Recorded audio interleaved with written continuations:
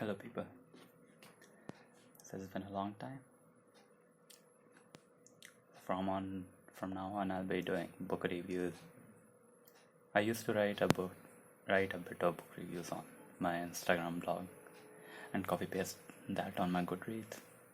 But I thought this could also be a better way. So why am I here? Mostly because it takes a lot of words to say what you actually feel about a particular book, since there are a lot of words, and an Instagram post doesn't really suffice it. So I thought maybe this could be a better way. So yeah, more on that later. I'll just move on. So the book we're talking about today is Minimalism, Living a Meaningful Life. It's by the Minimalists, Joshua Fields, Millburn and Ryan Nicodemus, which are two of the most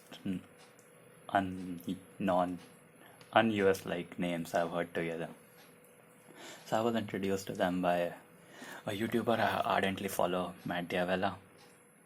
Now that I realize a lot of my personal growth journey, self-development journey, reading, exercising, all of the stuff began with him, I could say. So yeah, a big thanks to him.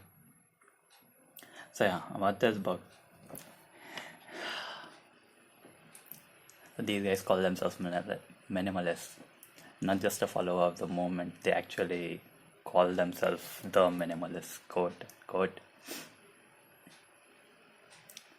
I really started believing in minimalism a lot,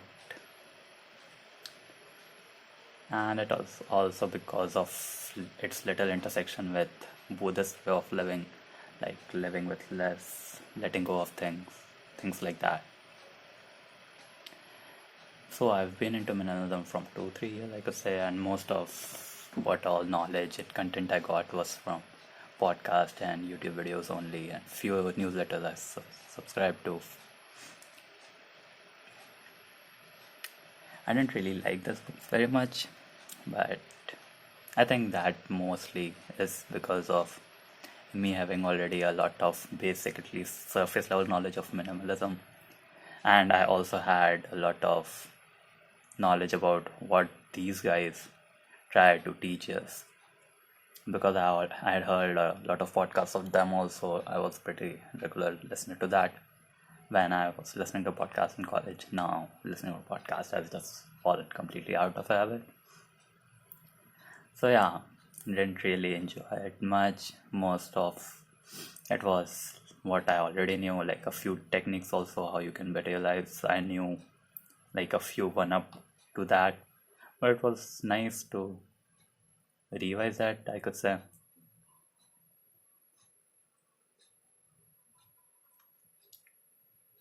Yeah, so mostly because I've done quite a lot of that stuff which they were trying to teach. This I felt kind of, what you could say, obsolete. Yeah, obsolete.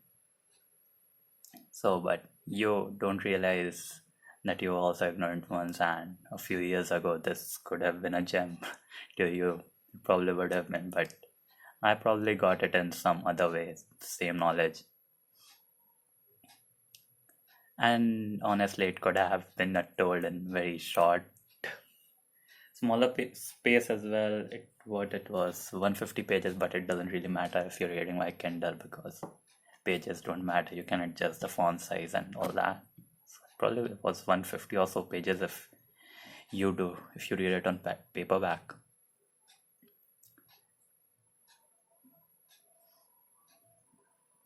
But yeah, didn't really enjoy much, and I think there are probably better books on this topic available out there.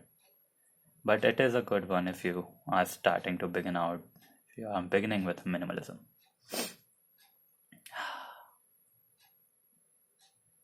I thought I had a lot to say, but really that's it.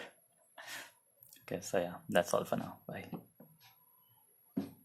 Okay, so I actually started out on making this video because I was currently reading another book, Ego is the Enemy, by Ryan Holiday. Not another, a Stoic philosopher, modern Stoic philosopher. and he is really one that I look up to, and how he sees life, how Stoicism sees life in general.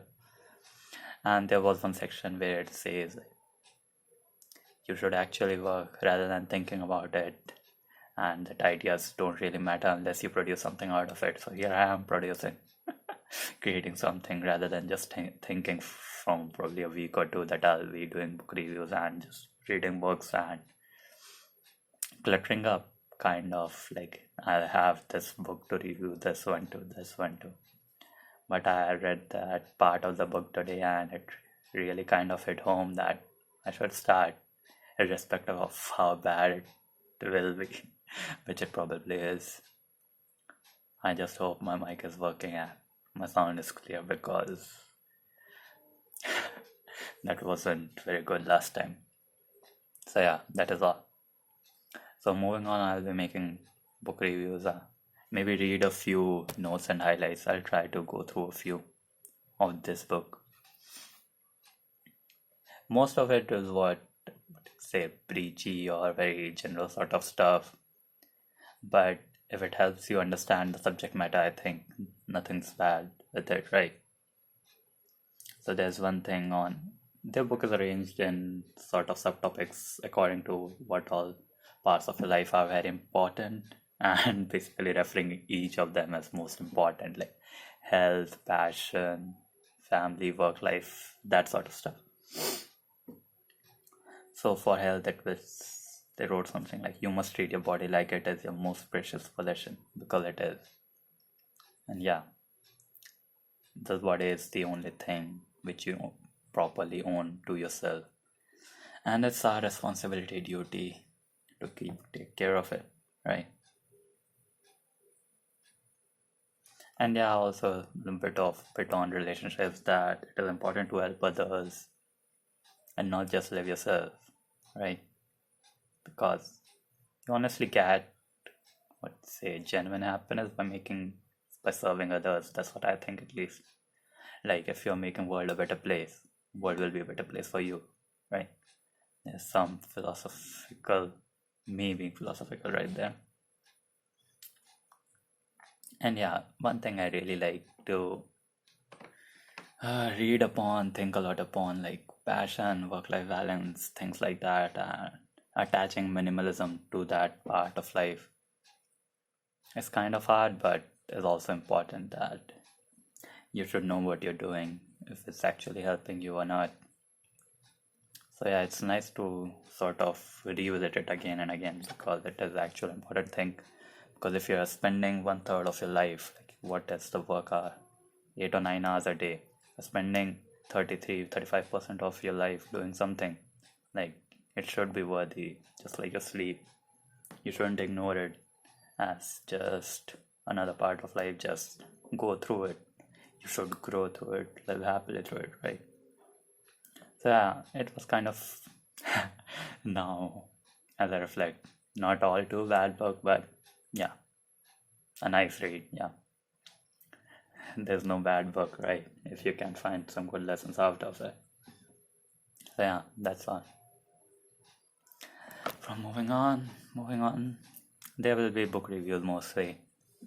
Yeah, I think I'll just use a few more quotes and notes of myself in the script.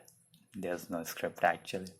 It's just a few lines which I'll also post on my Instagram blog. That was what I was referring to as script. But I'll try to make it more expansive, more cohesive in the future because books really are important to me and how I reflect back on it. And I think it would be good to have such a documentation of how I actually felt.